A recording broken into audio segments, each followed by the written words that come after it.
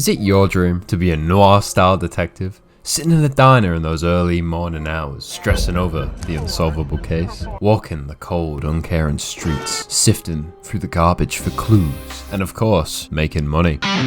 Well, don't worry. I've got you. Shadows of Doubt is the detective game. It's pretty, it's unique, and it's all procedurally generated, meaning you can live this fantasy as many times as you want. The corporations have taken control of the majority of the world. Most people live meagerly, scrambling to try and make a life for themselves, with only a few succeeding. You're just one lone detective trying to make your way in this cold, bleak world. Not only does this make you feel like a detective, because unlike other games, use your brain instead of funny marker on screen. But what if you don't want to be a detective? Well, that's fine.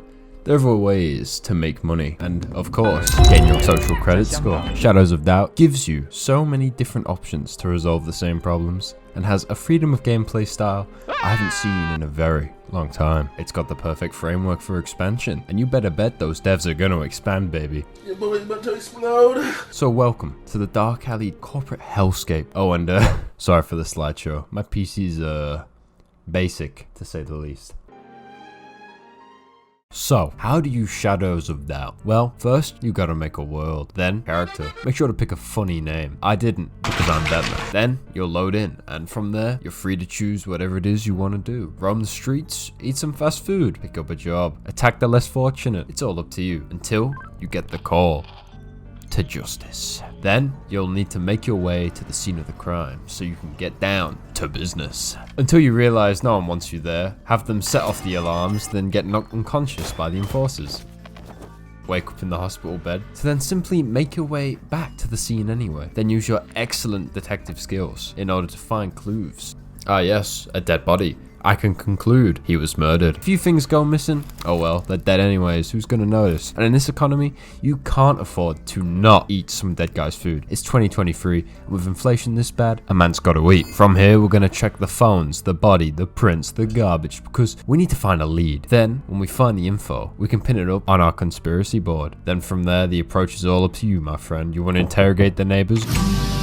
Go right ahead. Don't give you answers you're looking for? Crawl into the vents, break into their house, dox their information, take their valuables, get into an altercation with the residents, run away, buy an apple. You get what I'm saying. This game gives you an insane amount of creativity and freedom. There are so many stories waiting to be told, all happening organically, baby. The detective mechanics also feel so much more enjoyable because there's no hand-holding, and it feels somewhat realistic. Some clues will be dead ends and some won't. Eventually, it's all gonna line up to one perp, and you can book them, but not after some grueling conspiracy theories and constant investigating. I won't lie to you, you have to be smart to play this game. Even though I love it, I think I'm not smart enough for some of these cases. I've restarted so many saves purely because, well, I was stumped, and instead of solving cases, I just started fights in town. But solving cases and picking up odd jobs isn't the only thing you can do in this game. You can go to the store, eat some food, drink some liquids, get mugged, and even, get this, take a shower. League of Legends fans are absolutely fuming about this one.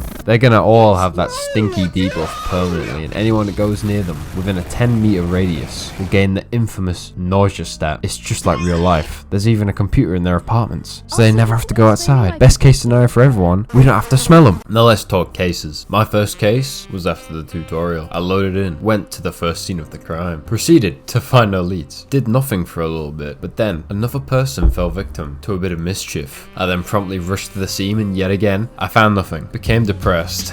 Went to a diner to ponder the case, all mysterious-like. Realized that the only way to catch the murderer was to become the murderer. Went on a violent rampage. Got intercepted by the police, retaliated, sent to the hospital, tried to escape without paying, then got taken down again and sent to jail for life. Yeah, I deleted that world.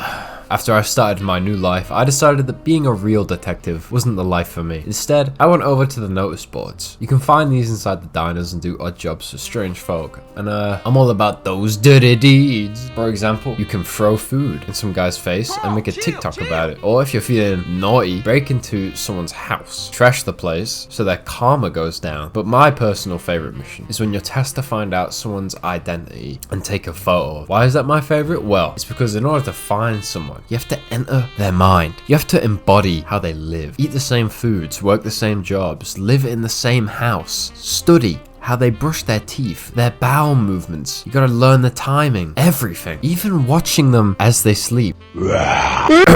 Wait, what do you mean this isn't the target? Oh, here she is. Yeah, pretty sure that's not who I was looking for. But of course, it can't be as simple as taking a photo. This game is a capitalist hellscape after all, which leads to technological advances, including photo manipulation, a defense mechanism naturally generated by the citizens of this city. Some people just show up as other people in photos. I have no idea why this happens, and quite frankly, it scares me. But talking about body modifications, you can chrome up at these sync clinics found in your very own town. Here you can enjoy the use of sync discs, cool little gadgets that can be inserted into your human mushy organic body in a relatively painless way.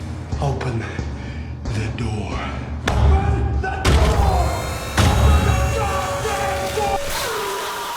They offer great benefits such as appearing much more sexy, free healthcare, losing or gaining height. Finally, my short kings are being tailored to. You love to see it, among others. You can upgrade these with cool vials that increase the effects they all have, which are seemingly so common that I find myself tripping over the things in the street. It doesn't help that the inventory is only 4 slots big, and that has to include food and water so you can health regen. God, I hope the devs add more inventory.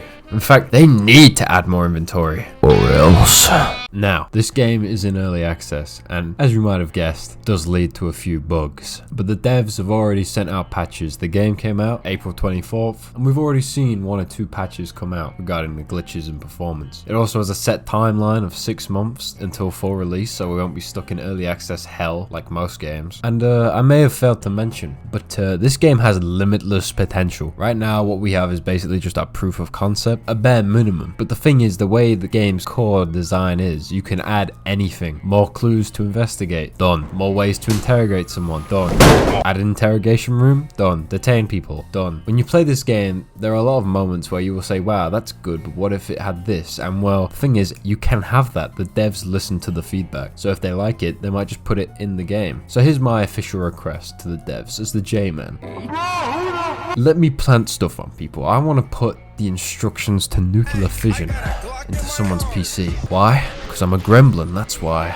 Maybe I can plant weapons on some guy and get him arrested, so I can break into his house and take all his goodies. Let me interrogate a man using the most inhumane methods possible, driving him to the brink of mental collapse. I just want to be a menace. Enough solving crimes, I want to commit them. Why can't I have some detective investigating me, huh? I want to be outsmarted for once. Please, I need this. I'm so stupid. Now, as always, the atmosphere is a major selling point. Just watch me walk down this road. Raw as hell, right? The fact that even at daytime, it looks like nighttime should really tell you all you need to know. Dark, busy streets, the bright neon lights. This game, it's gorgeous. It really makes you feel like a depressed person. There's cameras everywhere, always being watched by the Apple corporations. And you know for a fact they are at the core of the issues.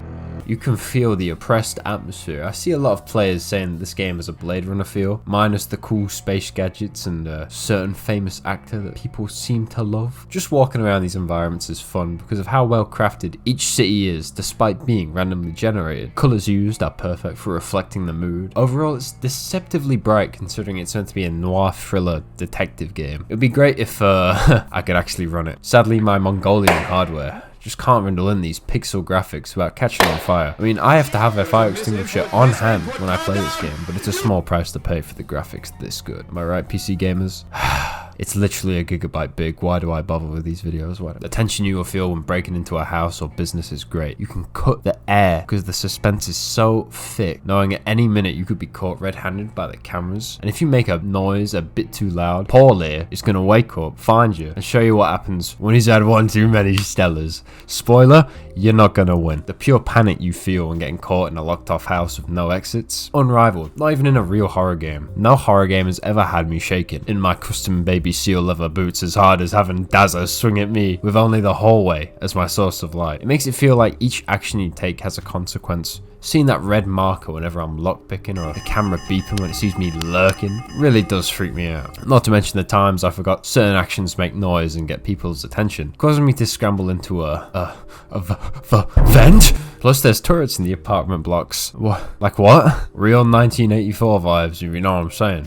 That's right, I read. I'm intellectual. I'm smart. I'm not. But you guys can see from the footage what I'm getting at. The overall atmosphere is so well done in this game that not only do I feel like a detective sneaking around, risking getting caught at any second, but I feel like I'm in a game of wits with the murderer every time I come to a roadblock in my cases. Even just walking down the street. Peak video game. Love Walk Simulator. Love Shadows of Doubt. Drops are good. Overall, I like it. I look forward to seeing what else gets added to this game. And I would say that by the power vested in me as a mediocre video essay YouTube channel, this game has the potential to become a classic. Even the gold standard for all mystery games to come. No longer will we resort to playing Fishman game to solve mysteries or Scooby-Doo on the DS. The golden age is here. We finally have the synth beef we have been waiting for. Highly enjoyable and brain enlarging. Make sure to pick it up and to bring protection.